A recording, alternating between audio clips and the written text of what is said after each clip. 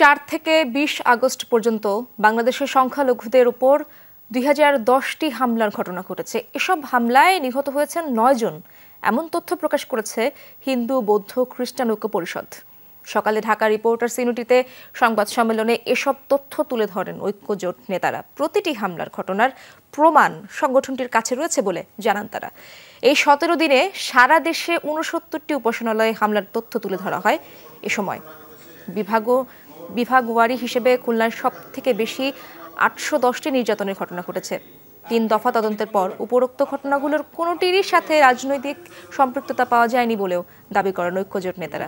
হামলার সাথে জড়িতদের শাস্তির দাবিতে 21শে সেপ্টেম্বর সারা দেশে সমাবেশ ও বিক্ষোভ মিছিলের ঘোষণাও দেওয়া হয় সংবাদ সম্মেলনে।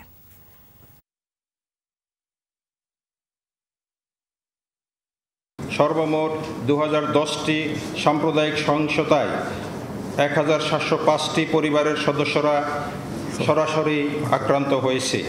উক্ত পরিবারগুলোর মধ্যে 157টি পরিবার রয়েছে যাদের বসতবাড়িতে হামলা চালিয়ে লুটপাট, ভাঙচুর ও অগ্নিসংযোগ এবং ব্যবসা প্রতিষ্ঠানে লুটপাট, ভাঙচুর এবং অগ্নিসংযোগ করা হয়েছে।